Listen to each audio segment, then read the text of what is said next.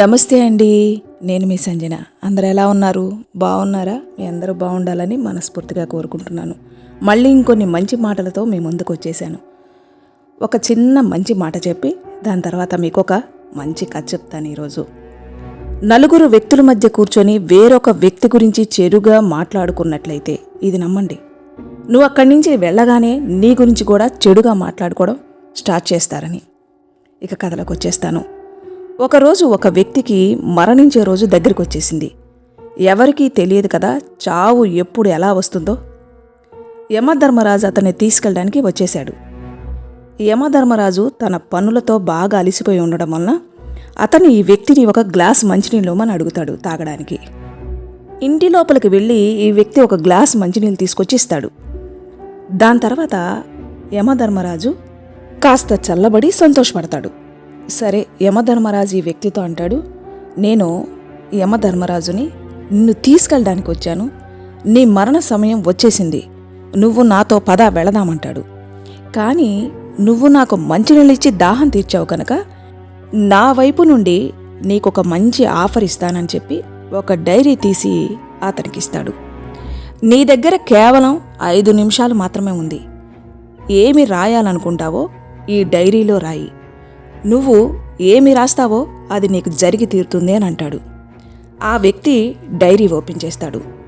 మొదటి పేజీలో ఇలా రాసుంటుంది, అతని పక్కింట్లో ఉండే వ్యక్తికి లాటరీ తగలబోతుంది అని, అతను 2 కోట్ల రూపాయలు గెలవబోతున్నాడు అని. ఇది చదువుతాడు. అతనికి కోపం వచ్చి ఇలా జరగకూడదు అని ఆ పేపర్ కింద రాస్తాడు. సరే అని చెప్పి 2వ పేజీ తిప్పుతాడు. 2వ పేజీ తిప్పగానే తన కుడివైపునున్న వ్యక్తికి అదృష్టం వరించబోతుంది. ఇప్పటి వరకు రాజకీయవేత్తగా ఉన్నాడు. అతను రాబోయే రోజుల్లో మంత్రి కాబోతున్నాడు అని రాసుంటది. అతనికి మరలా అనిపించింది, ఇదేంటి ఇలా జరగకూడదనుకొని మరలా 2వ పేజీ క్రింద ఇలా రాస్తాడు, అతను మంత్రి కాకూడదు అని. ఇక 3వ పేజీ తిప్పుతాడు. అందులో రాసుంటుంది, తన ఎదురుగా ఉండే ఇంటి అతని గురించి రాసుంటుంది, అతని ఇంటికి ఒక కొత్త కారు రాబోతుంది అని. ఇది చూసిన ఇతను వెంటనే 3వ పేజీ కింద ఇలా రాస్తాడు, ఇతనికి కొత్త కారు లభించకూడదు అని. ఎప్పట్లాగే 2 వీలర్లో తిరుగుతూ ఉండాలని రాస్తాడు. తర్వాత 4వ పేజీ తిప్పుతాడు. అందులో తన బాస్కు ప్రమోషన్ రాబోతుంది, అతని ఇంకా పెద్ద ప్రమోషన్ హయ్యర్ ర్యాంకులోకి వెళ్లబోతున్నాడు అని కనిపిస్తుంది. వెంటనే ఇతను అనుకుంటాడు, ఇతడు ఎవరిని లెక్క చేయడు, ఇతనికెందుకు దొరకాలి ఆ ప్రమోషన్ అనుకొని ప్రమోషన్ రాకూడదు అని రాస్తాడు. తర్వాత పేజీ తిప్పుతాడు. అందులో ఇతను గురించి రాసుకోవాల్సిన పేజీ అది. తన గురించి రాసుకోవాల్సిన పేజీ వచ్చే సమయానికి తనకిచ్చిన 5 నిమిషాల సమయం గడిచిపోతుంది. వెంటనే యమధర్మరాజు పెన్నును లాగేసుకుంటాడు.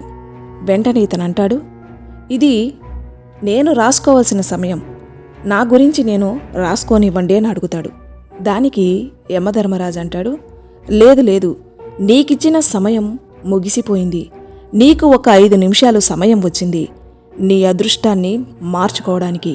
కానీ నువ్వు మొదటి పేజీలో రాశావు ఎదుటి వాళ్ళకి మంచి జరగకూడదని, 2వ పేజీలో అలాగే రాశావు, 3వ పేజీలో కూడా అలాగే రాశావు. నువ్వు రాస్తూ ఉన్నావు ఎదుటి వాళ్ళకి మంచి జరగకూడదని, ఎందుకంటే నీకు నువ్వు తప్ప ఇతరులు బాగుపడకూడదనే కుళ్ళు స్వభావం ఉంది. చివరిగా నీ వంతు వచ్చేపాటికి నీకిచ్చిన మంచి సమయాన్ని నువ్వు చేతులారా పాడు చేసుకున్నావు. ఇక పద, నీ టైం అయిపోయిందని చెప్పి మరణదూత అతన్ని తీసుకుని వెళ్ళిపోతాడు. ఫ్రెండ్స్, ఇది చాలా చిన్న కథ, కానీ జీవితానికి ఒక మంచి అర్థం ఉంది. ఇందులో మనం నేర్చుకోవాల్సింది, మనకున్న టైమును మంచిగా ఉపయోగించుకోవాలి. నువ్వు తప్పులు వెతకాలనుకుంటే ముందుగా నీలో ఉన్న తప్పులను వెతుక్కో, ఆ తప్పులను సరిదిద్దుకో. నువ్వెప్పుడూ ఇతరుల తప్పులను వెతుకుతూ నీ సమయాన్ని వేస్ట్ చేసుకుంటూ నీకొచ్చిన మంచి ఆపర్చునిటీని నువ్వే చేతులారా పోగొట్టుకుంటున్నావు. నీ అదృష్టాన్ని రాసుకునే సమయం లేకుండా చేసుకుంటున్నావు. ఇది చిన్న కథే, కానీ దీంట్లో గొప్ప అర్థముంది. ఈ భూమి మీద మనకు దేవుడిచ్చిన సమయం చాలా తక్కువ. ఆ ఉన్న కొద్ది సమయంలోనే మనం మనం కన్న కలలన్నీ నెరవేర్చుకోవాలి. ఫ్రెండ్స్, నేను చెప్పిన ఈ మాటలు మీకు నచ్చినట్లయితే లైక్ చేయండి, షేర్ చేయండి, సబ్స్క్రైబ్ చేసుకోండి. మళ్ళీ ఇంకొన్ని మంచి మాటలతో నెక్స్ట్ వీడియోలో కలుస్తాను. అంతవరకు సెలవు.